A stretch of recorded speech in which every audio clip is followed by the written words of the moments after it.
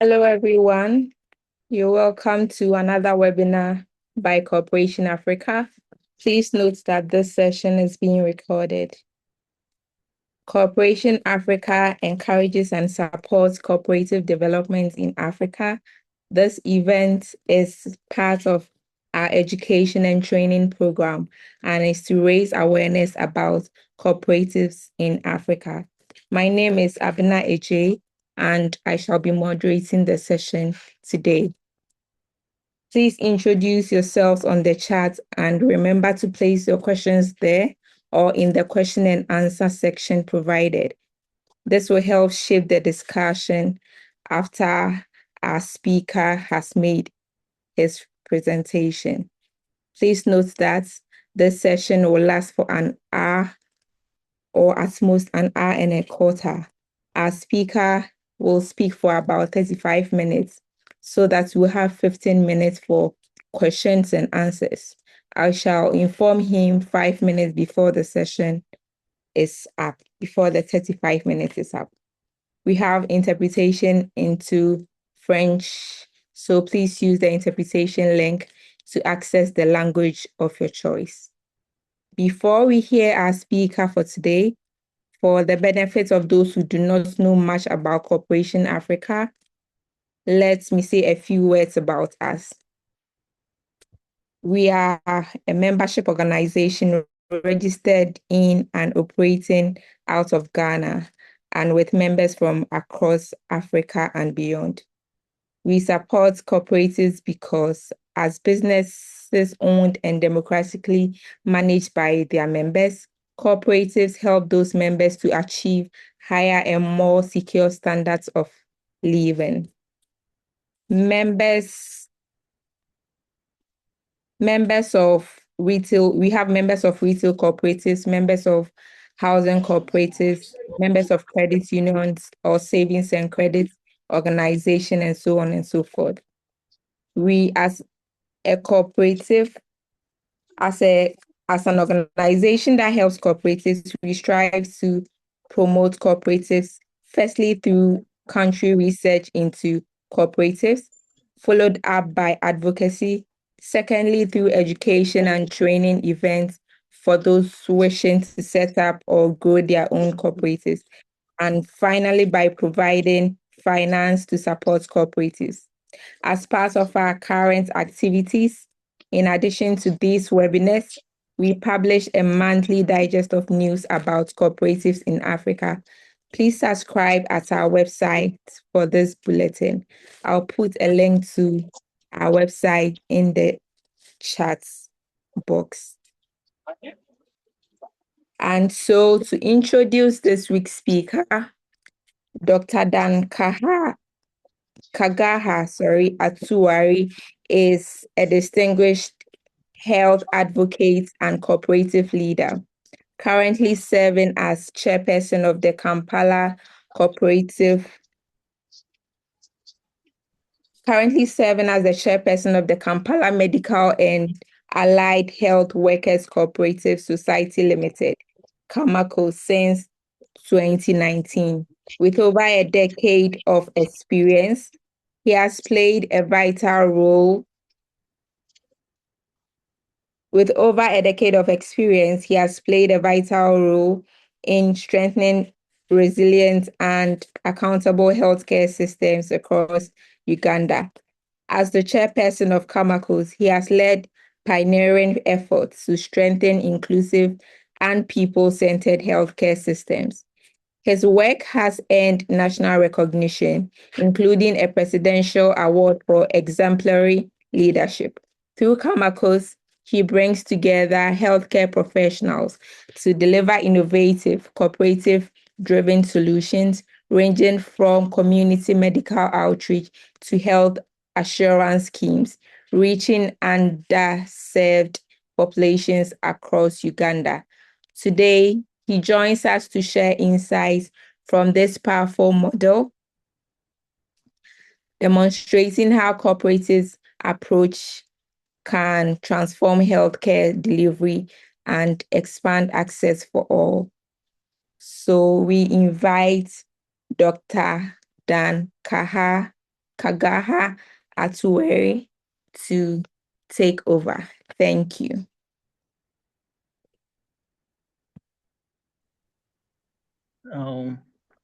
Madam Moderator, and everyone on this meeting, webinar, I welcome you.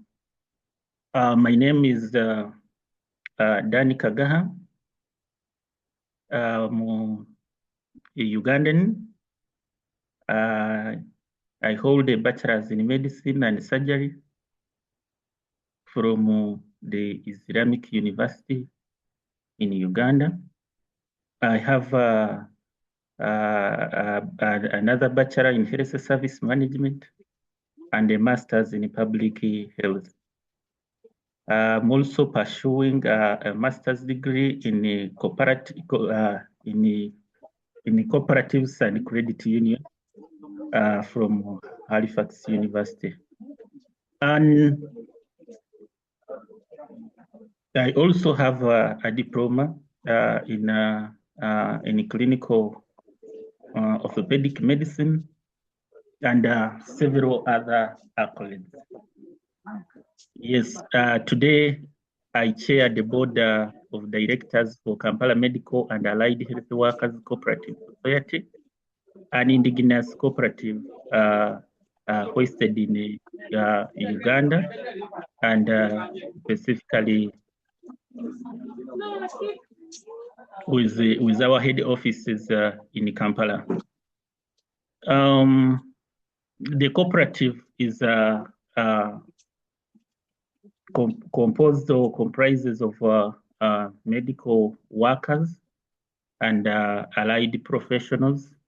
So we have doctors, we have nurses, and several other medical professionals. As this cooperative came about because of some of the challenges, situations back home here, that we thought of a solution, and the only solution in our reach was the formation of Kampala Medical and Allied Health Workers Cooperative Society. I'll give you a very brief background of the cooperative. We first attempted to start this cooperative in 2014.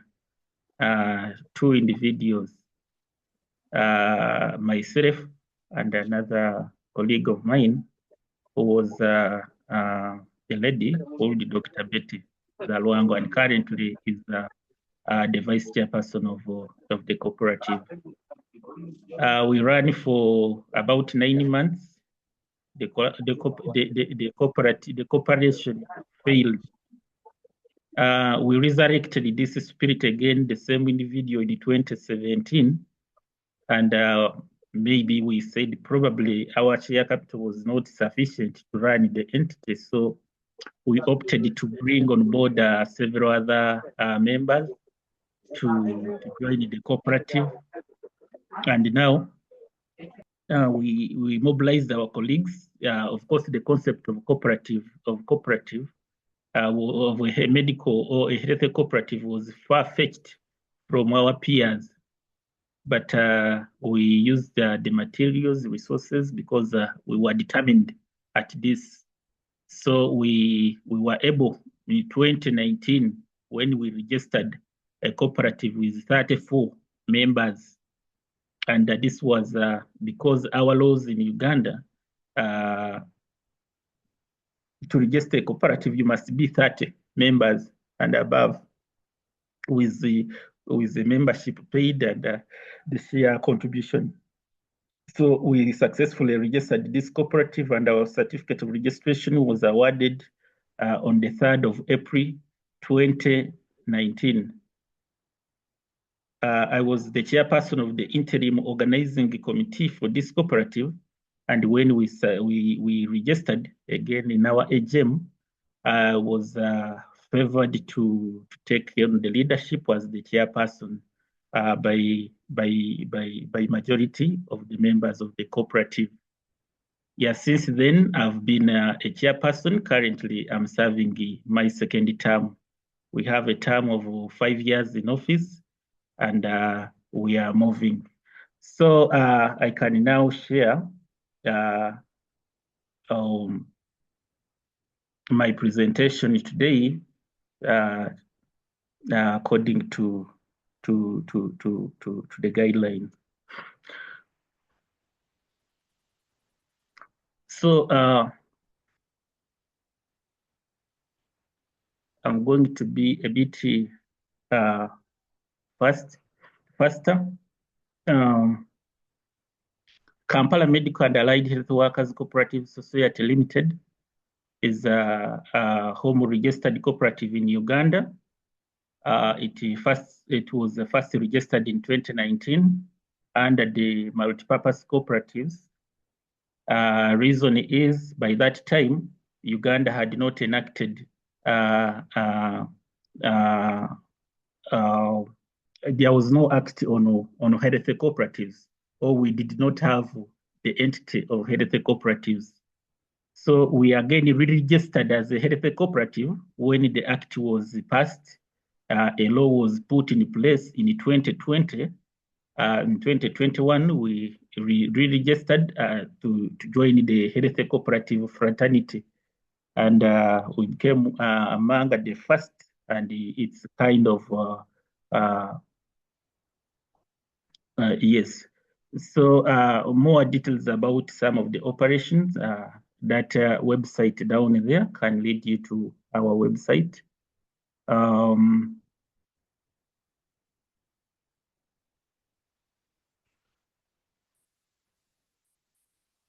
So these are some of the members of the cooperative.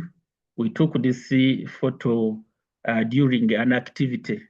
It was an activity to commemorate the International Cooperatives Day on the 20th of July 2024. This was at a time after when we were going to have a medical camp. Medical camp is one of the many activities that we are undertaking to ensure that access to health care is not a privilege, but it is a right for every Ugandan. And originally, we started these activities as our social responsibility, okay, a concern for community. So in the middle there, you see me standing with a team of doctors and some volunteers. You will see some faces. There's a face for an Indian and a face for a Korean. Those liked our idea and joined to work with us in the community. Yeah, our history. The cooperative was founded to bridge healthcare access gap in Uganda. A cooperative of medical and allied health workers. We focus on affordable, accessible, and community-centered healthcare, or call it people-centered healthcare. Why people-centered? We think people can take charge of their care. That's why we, as KAMACOS, we involve our members, we involve the members, we involve the community to participate in our activity.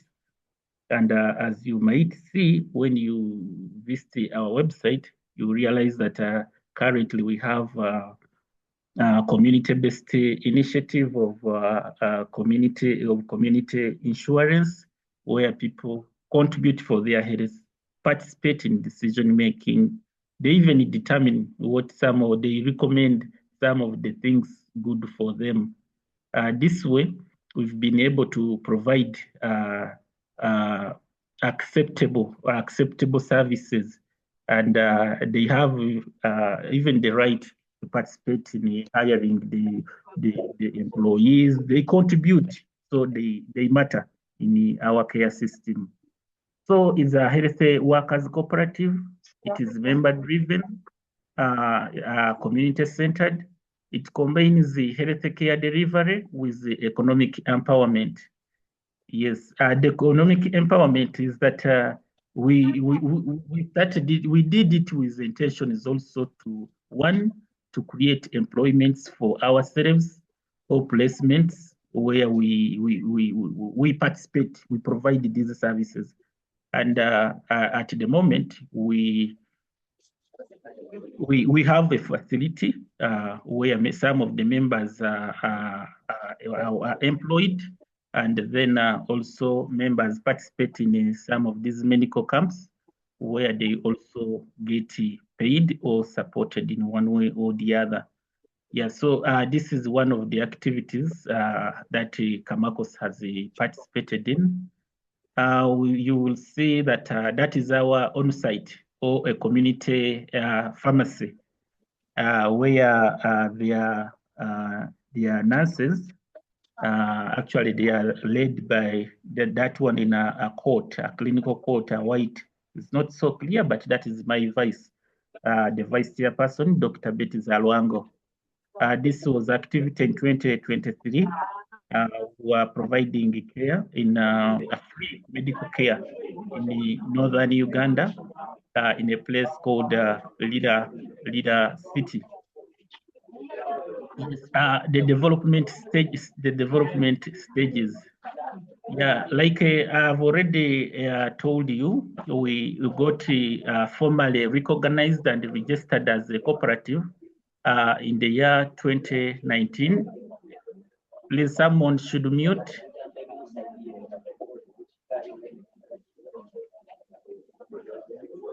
Someone mute. Okay. Yes. In 2019, on the 3rd of April. Yes, we started with the medical camps.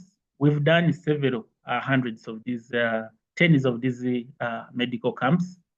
At this level, we have established a cooperative health facility, which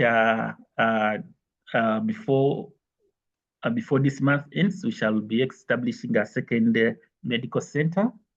Of course, they are serving communities, and there is community participation as well as membership involvement. Some of our members get insured, and their families access care at any time they want, and also contribute to the growth of the facility. Then there is growth of membership of beneficiaries. For example, in the first year, we served about 5,000 people, but by end of by end of April today, the total of our beneficiary is up to 83,000 people, Ugandans. That is commendable. The empowerment, we have 18 full-time staff. These are members, they are cooperative, they are owners of the business, and they are working, serving their own business. So then we also have part-timers. Like I told you, we have several of these activities across Uganda.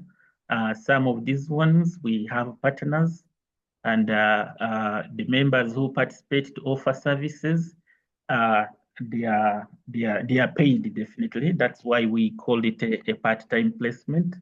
So, and then the other thing is that we hope these medical camps, free medical camps, to start levying a very small fee so that the clients, the patients we reach out there are able to contribute to support the initiative.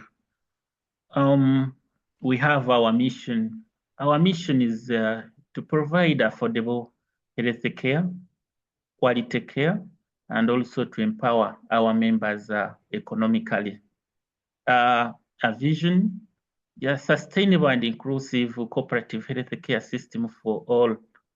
As you might be aware, one member, it is hard to start a hospital or a medical center. But when we join our hands, bring our resources together, it is easy to have the capital to start up the business. Yeah, this one is also one of the activities that we did. This was this is Bulambuli. It is Eastern Uganda. you will see an on-site consultation. There's a doctor and a nurse trying to do the clerking. So we, as a cooperative, social responsibility audit principle number 7, concern for community, and also participating in all activities that benefit the members and the community, giving back to the community is part of what we do. Yes. This is another activity. This is also Eastern Uganda. How we choose these areas, we get concerned sometimes on the news or health reports. Sometimes the people reach out to us after knowing that part of our community activities is a medical camp. They write to us asking for partnerships, asking to help them in to address some health issues. So as a cooperative, sometimes we do accept, bring partners on board. Where we are able, we go independent. You realize that most of these clients are women. Yes, it has a message. After doing this camp, you come up with a very good data to help the government, to help the systems to function, and also find a way of participating in alleviation of pain and suffering. So our governance structure, our supreme body is the annual general meeting, where all members of the cooperative participate. The cooperative is run by the board of directors, and which is chaired by the chairperson. The members' participation, we have quarterly general meetings where people who are present are able to participate, contribute to generate ideas, address concerns, and also guide, streamline the operations of the cooperative. So strong governance and accountability system, these are in place, checked by members and the different committees of the cooperative. Yeah, feedback driven.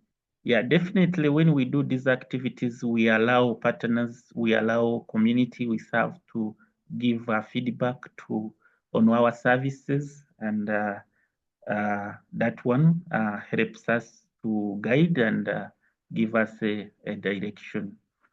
Yeah, the future goal. We hope to expand the membership. At the moment, we have 300 members, slightly 300 members. Then we hope that membership shall grow. Yeah, the growth has been slow, but steadily. Of course, we are growing not without challenges. There are a lot of challenges that we face, but we are able to go over them. Integrate technology, healthcare delivery, strengthen partnership and policy alignment. All those are our future goals. And I'm certain with this partnership and collaboration, somewhere we shall move fast to see that we achieve. So the lessons that we've learned is holistic care approaches are very, very effective. Holistic care means you get everyone involved in the running of their health. So it is smooth, it is people understand you, people get solutions to their problems. You're not a stranger to them. So membership growth drives sustainability. As we are growing, more resources are being gathered to see that the business grow and the movement also expands. Policy support is very critical. Like I told you, when we started in 2019, there was no law on health cooperative, but somehow we advocated and the law came, and I'm sure we are revising it because we are stakeholders in this. Then technology improves efficiency. Yeah, we've realized that some things, technology is really doing tremendous work. Yes, so there are technologies, there are things that must be co-opted into our operations. Then the successes, yeah, we've succeeded that from the 2 members in 2014, we are 300 now. The community collaboration, really, we've been able to bridge this partnership with the community. We are so much interested and inclined to the community because that is where the business is, and that's where the transformation we need is supposed to be showcased. So we don't take them lightly. Yeah, so there's the effective cooperative model. Really, this can be replicated in any way.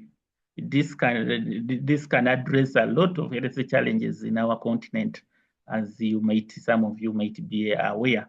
This is an excellent, transparent system of operation. Everyone is accountable, and you find that services are smooth and corruption is curbed.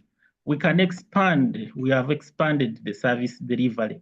Like I said to you, we started with community care initiative or medical camps, which were initially free. For now, we have a running medical facility where we've invested, and we get salary. We have a business. And so we've also, last year, we started the community assurance system where community members contribute a very meager amount of shillings to access care at any time they wish. So we use their small money they give, we use it, invest it in business, so that by the time they come to seek care, we are not doing loss. Okay, so those are some of the successes. Of course, like I said, the employment and the empowerment from the 18 full-time employees to the 100 employees. These are people who are sure of their jobs because the business is theirs, and they are accountable. If they underperform, it hurts them. If they perform better, it benefits them. They are not on tension that tomorrow jobs will not be there, and many others. So some of the challenges we have faced is limited tech equipment, and okay, this is basically on the activities where we extend it to the community. Financial constraint, yeah, the economies of scale are a bit high, so um, and the membership is a bit low. So we hope if the membership grows, some of these challenges we shall be sorted out. But membership growth, of course, needs support of everyone, including the African Corporation. We need to create awareness, to educate people, to put systems to check and streamline and guide these cooperatives to be sustainable to their members, which are some of the challenges we face, the regulatory policy barriers, many. This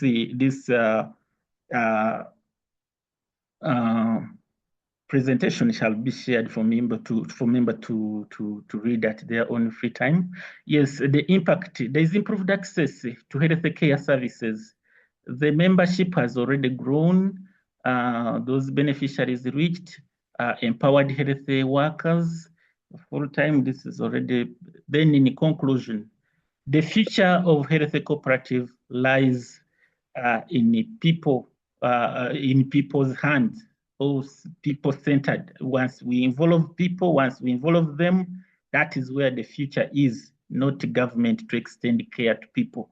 It is not sustainable. It is something we can work out with the government and see that people take charge of their own health with the support of the government. Yes, and of course, KAMACOS is already leading the transformation.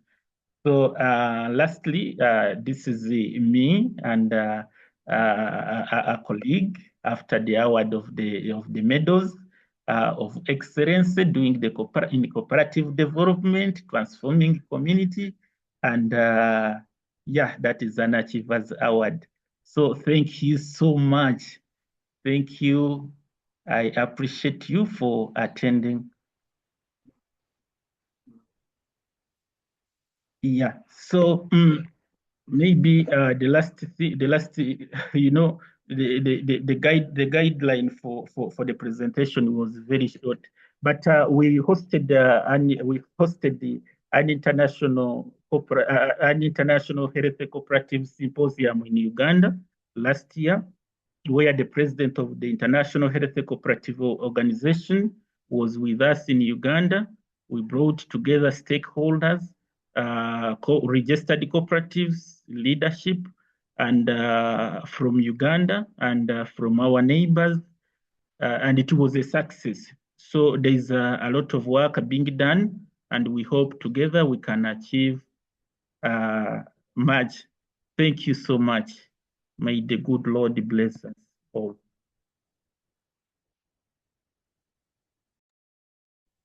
Thank you so much, Dr. Dan.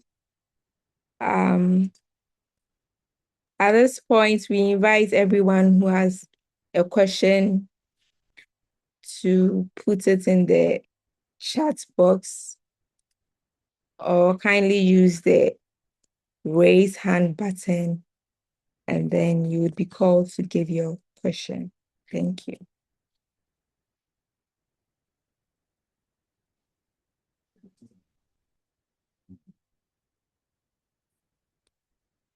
If anyone has any contribution as well, any comments, we can have it now. Well, thank you very much. I just want to pose a question. I don't know whether I missed it, but I would like to. I saw that there are, I think, 18 staff or so full-time, and then there are a number of part-timers. But I'd like to know who the members are and what their role is. Who the members of KAMACOS are and what their role is, and then how they are financed. How KAMACOS is financed, because I heard about a lot of community outreach, and I have the impression that they take tokens, from the community. But I know that healthcare provision is quite expensive. So I want to know how their healthcare is financed. I don't know whether my question is clear. Yes, I think, moderator, can I answer this one before we proceed? Okay, I think the answer is yes. Thank you so much for your question. Yes, like I said, the members are medical and allied health workers professionals. We have the doctors, we have nurses, we have lab technicians, we have pharmacists, we have surgeons, we have anesthetic officers. Yes. Okay. So our vision was to look at how do we have an inclusive cooperative, because we were looking at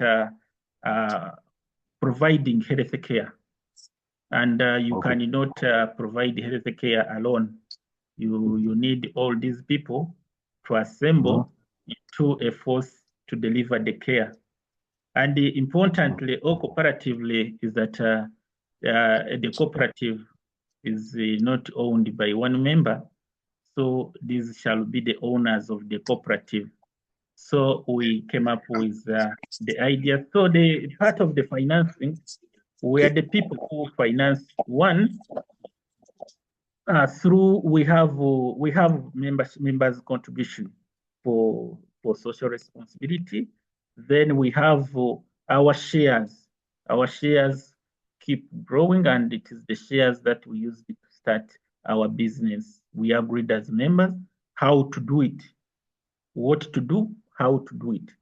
So because of the membership, we have been able to set a business for the cooperative. owned by us, and at least providing placement for a few members who are able and competent to deliver with our modesty terms at the moment. Who finances the medical outreaches? Yeah, like I said, we have a social responsibility as one of our responsibility as cooperators to give back to community, and because of that, we've put aside some small meager, yes, but which we are able to use depending on what we are supposed to do, or what is the challenge is. And then I've told you already that sometimes we are approached by partners. People seek partnership because we have the numbers, we have the skills. So sometimes people reach us to join in, to support them. They have their budget, but we fit in, we contribute. Okay, we contribute the human resource, and that small contribution for social responsibility. Then sometimes we write if there is a challenge, which is really a concern for everyone. We write to those we think can partner with us to do the same, and the activities are achieved, results are gotten, and people are happy. Thank you. Thank you. Thank you.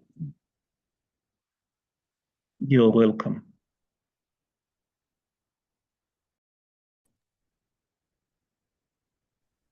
Dr. Dan, there is another question in the chat box. He's asking, what are the ways in which you are empowering people, and how is membership of the cooperative improving the income of members?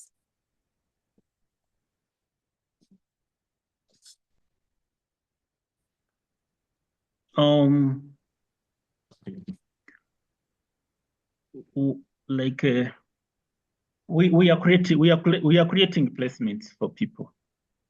Dear our members, some of our members who don't have jobs. Some of them have taken on the full-time opportunities. Others, we call them when there is a need and there is support, so they earn when we have an activity. They are on part-time whenever. Yes. Then we are doing a business. We are not apart from the community outreaches and the medical camps, which I've also told you that we are looking at commercializing them to let people contribute a modesty fee or for the services. But the medical services we are providing, we are not providing them for free, though people pay a little cheaper compared to the private arrangements in Uganda. So we make dividends. And I think as the cooperative grows, definitely people will be able to have a lot of money. We shall have more profits, a lot of profits, so that people are happy. But they are doing the business, they are getting profits, and yeah, life is going on. We are looking at growth. We hope when the membership grows, we shall be able to raise a lot of share capital, and we shall be able to grow our business so that the returns on investment is high. Thank you.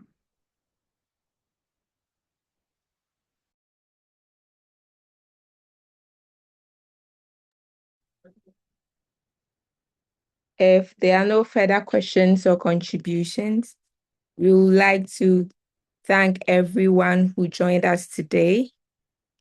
To our speaker, Dr. Dan Kagaha. Okay, sorry, I think someone has another question. Nike is asking if he's saying that you said you are doing business, and he's asking if that means you do outreach and you have a fixed clinic also?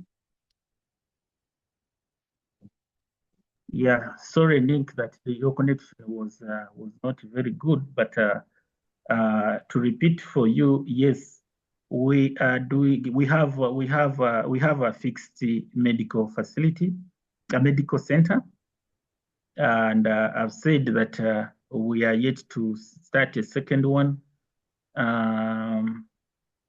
So we are doing business. The medical camp, like I said, they have been free, and we are doing them for free, courtesy of our partners and the members' contribution for social responsibility. But because of the demand is high, and now we are looking at people contributing. When we go to a community, we shall be mobilizing the community members to make a contribution, maybe 5,000 Uganda shillings, maybe 10, maybe whichever figure could be, so that it adds still in our wallet. Yeah.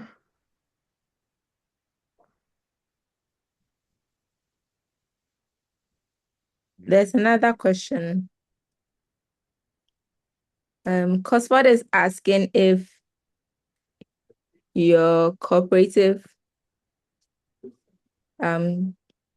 society has considered application for grants, and if yes, what has been your success story so far? Thank you so much, Cosford, for your question. Yes, I have to say to you that as a cooperative, we've mostly sought for partnership, okay? For partnership support with entities, local entities, definitely that we see that we have the same idea. We are looking at that promotion of care in the same line. We've reached some of them. We've not applied for any grant. We thought cooperatively. You know, these grants have a lot of politics. We are like them. We would welcome them. Okay, but we've not gotten the opportunity. Yes, we've reached to government support. You know, government is slow. There's a lot of bureaucracy. There's a lot of issues. So we have ideally not succeeded in anything like a grant. We've succeeded in a partnership. For example, we had last year we signed a partnership, a memorandum with the German Cooperative organization, and I think we had two activities, and we disagreed in principles because we were looking at something, and then they were dictating on something. So we thought it was not right to compromise the cooperative concept for something that we thought maybe it would cripple or injure the operations of our cooperative. Yeah. So if there's any no conditional grants, please, Robert, you could support in achieving that. Sure. So, but we think we have the potential to raise our local capital to do this business, but we need, of course, grant. We need technology. We need a lot of stuff, and we welcome them. Though we try to see that we are autonomous. Thank you so much.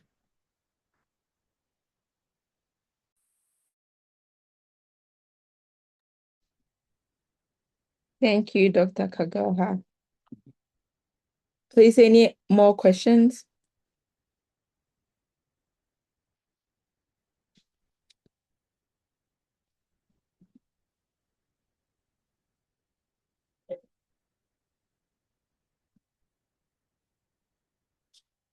Okay.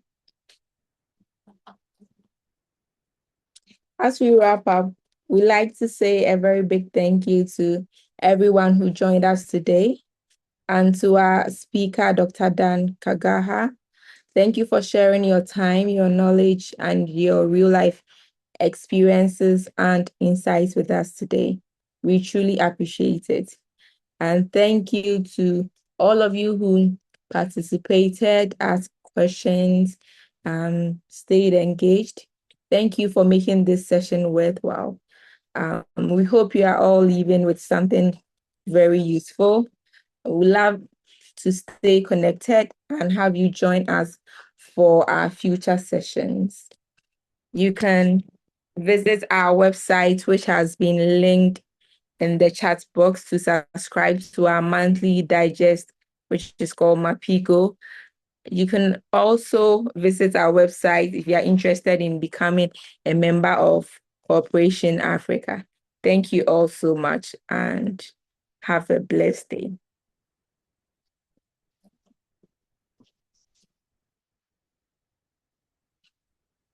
You're most welcome. Blessed.